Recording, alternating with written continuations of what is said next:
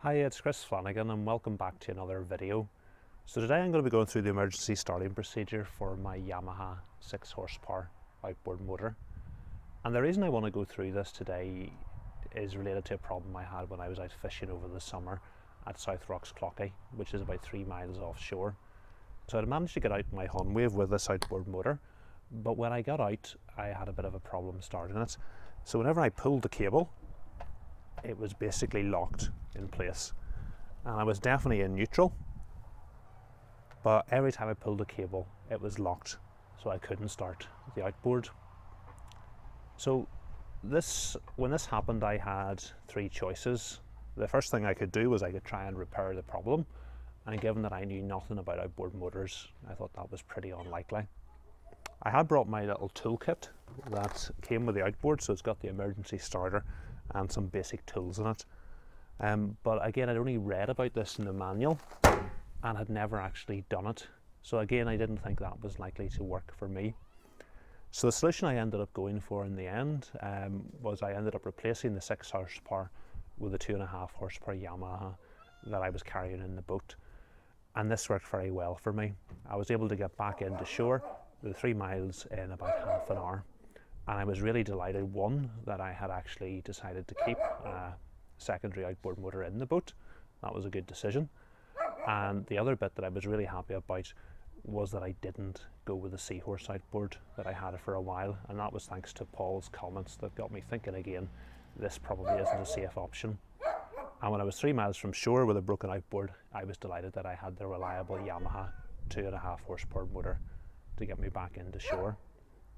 So when I got the outboard back, I was able to work out what the problem is, so I'm going to show you this today. So if the same thing happened to you, you'll be able to fix it very simply. The second thing I'm going to do is I'm going to go through the starting procedure using the emergency starting cable that comes with the outboard. Okay, so whenever I pull the starter cable, it's completely locked up. It just won't pull at all. And you can see here I'm clearly in neutral. When I pull it forward, it's locked, neutral, locked, reverse, locked. So I can't actually start this motor at the moment. So we're going to take the top off and have a look and see what the problem is.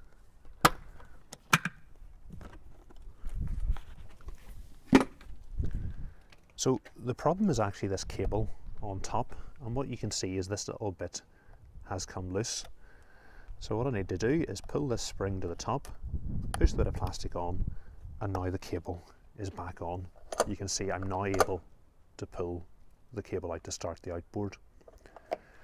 What this little cable does is it prevents you from starting the outboard motor in gear. So you see at the moment I'm in neutral and I can pull. If I put the motor into forward, this moves, and now this stops me starting the outboard.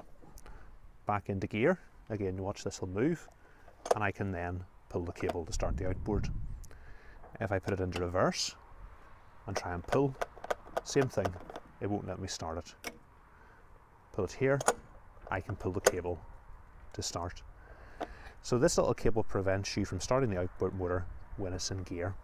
So when this comes out here, the outboard motor actually thinks the outboard's in gear at the moment, and then it's going to stop me pulling the starter cable. So this turned out to be a relatively easy fix if you knew what you were looking for. And should the same thing happen to me again, it's going to be a simple fix to get me going again. So I'm now going to show you the procedure for doing the emergency start.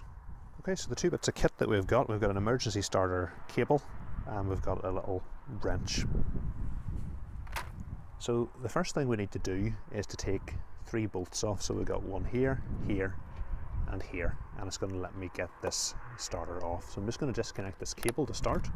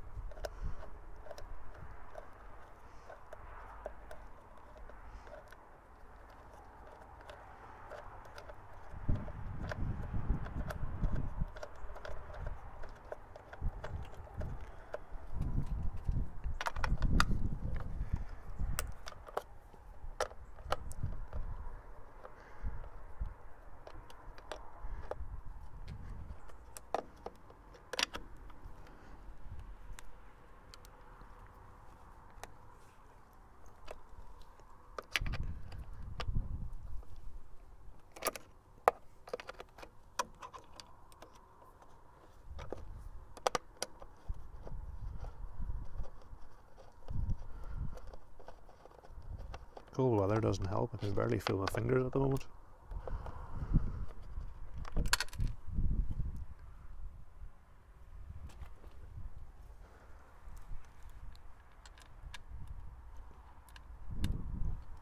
Again, part of the reason I didn't want to do this on the water was, again, it's very easy to lose one of these. Okay, so now I should be able to lift this off once we've got all the screws completely out. That's us now.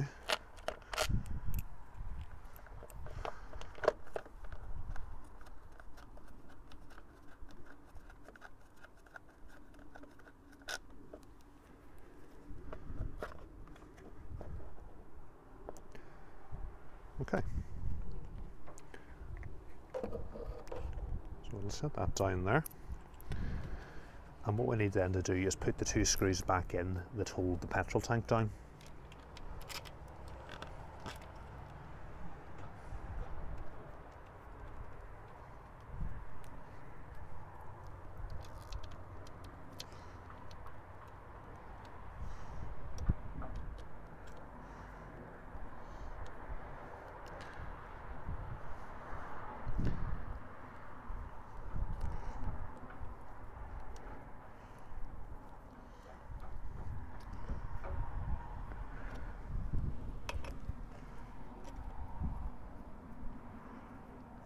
Now what's really important is whenever I come to start this, is I have now taken away the in-gear protection. So if I was to start the outboard motor when it's in gear, I can cause quite a bit of damage to the engine, so it's really important I check that I'm in neutral. So there's reverse, there's neutral, and there's forward, so we're definitely in neutral. Okay, so now I got this starter cable, so what we need to do is put the little knot just through here and wrap the cable round in a clockwise direction.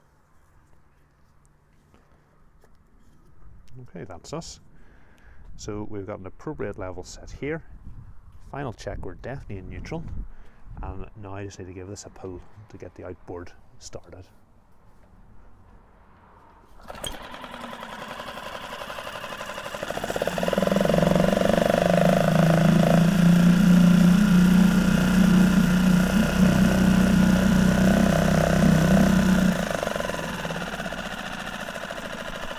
There we go.